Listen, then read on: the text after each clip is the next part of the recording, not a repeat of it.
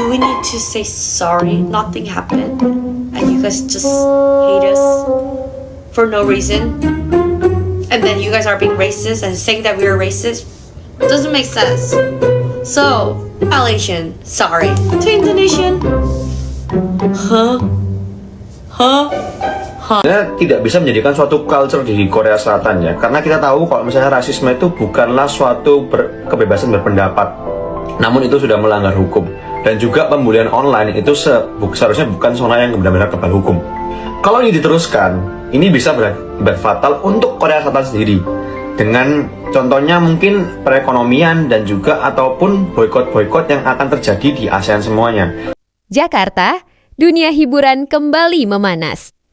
Kali ini bukan karena comeback besar atau pencapaian rekor baru, melainkan karena konflik di media sosial yang efeknya mulai terasa hingga ke panggung konser internasional. Sebuah video yang viral di YouTube membahas bagaimana ketegangan antara sebagian netizen Korea Selatan dan penggemar Asia Tenggara, memicu gelombang reaksi besar. Perdebatan yang awalnya hanya terjadi di kolom komentar dan forum online, kini berkembang menjadi isu yang lebih serius. Bahkan memunculkan seruan boykot terhadap hiburan Korea di beberapa negara. Indonesia, sebagai salah satu basis penggemar K-pop terbesar di dunia, tentu ikut terseret dalam pusaran ini.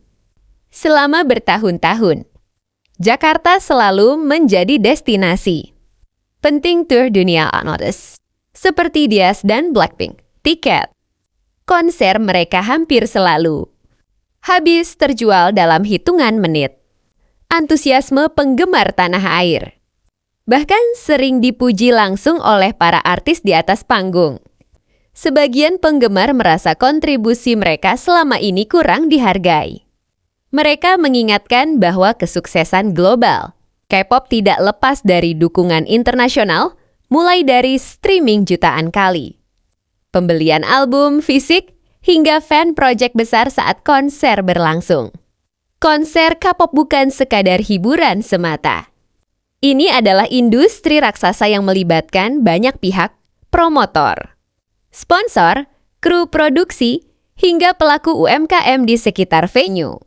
Jika terjadi penurunan minat atau aksi boykot besar-besaran, dampaknya tentu bisa signifikan. Pengamat hiburan menyebut bahwa promotor biasanya sangat sensitif terhadap isu keamanan dan stabilitas pasar. Jika konflik di media sosial terus memanas dan berujung pada penolakan massal, bukan tidak mungkin jadwal tur akan dipertimbangkan ulang. Bayangkan jika pasar sebesar ini mulai goyah. Tentu industri akan merasakan dampaknya. Meski suasana memanas, tidak semua penggemar memilih jalur konfrontasi. Banyak yang menyerukan agar konflik ini tidak diperbesar. Mereka menekankan bahwa idol K-pop tidak terlibat langsung dalam perdebatan tersebut. Beberapa penggemar juga mengingat momen ketika idol menyebut Indonesia dengan penuh rasa terima kasih. Dari ucapan terima kasih Jakarta, hingga janji akan kembali lagi dengan panggung yang lebih megah. Hal itu membuat sebagian fans memilih untuk tetap mendukung, sambil berharap situasi segera mereda. Pertanyaannya sekarang, apakah ini hanya badai sesaat di media sosial?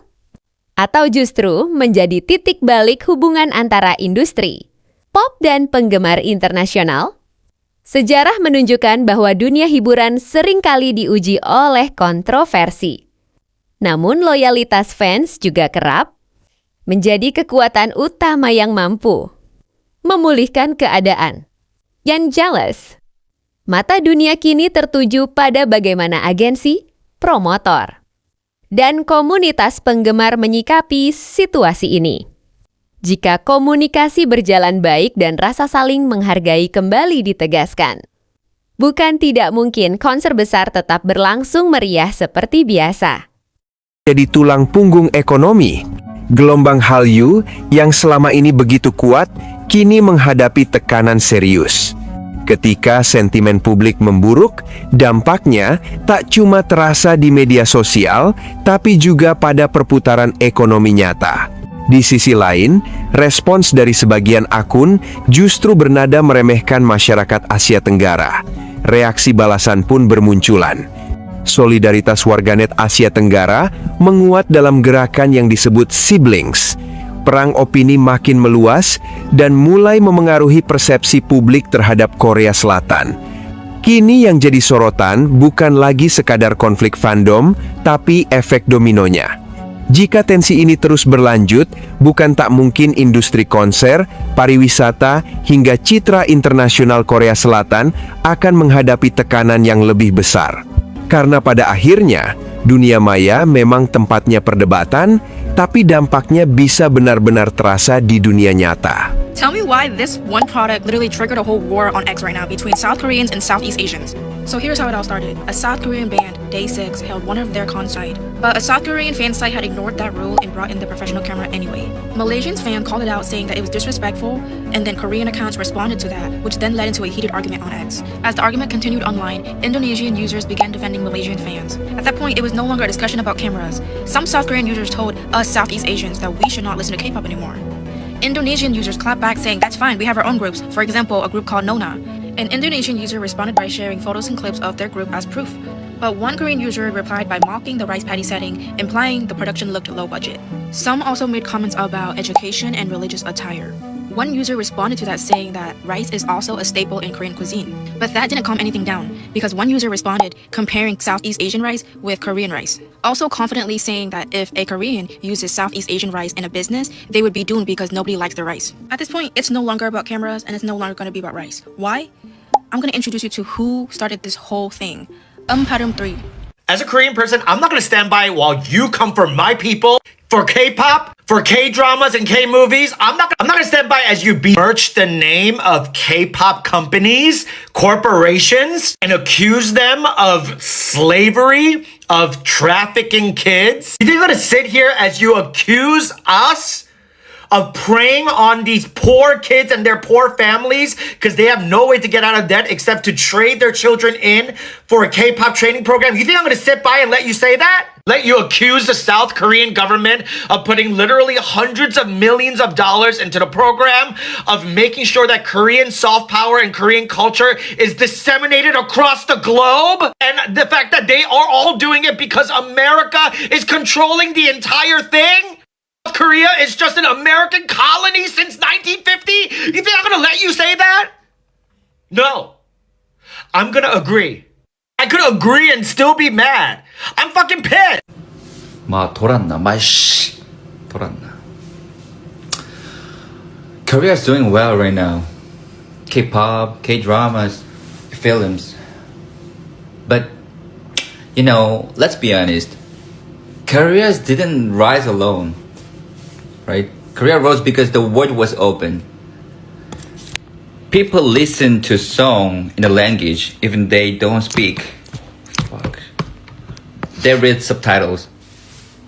They give Korean culture a chance. Korea benefited from diversity more than almost anyone. And now, some Koreans leave hateful comment under the Bad Bunny Super Bowl video. Some look down on Southeast Asia. Some discriminated against people just because they come from countries that are poorer than Korea. That's not confidence. That's arrogance. We were respected. We were embraced. But are we giving the same respect back?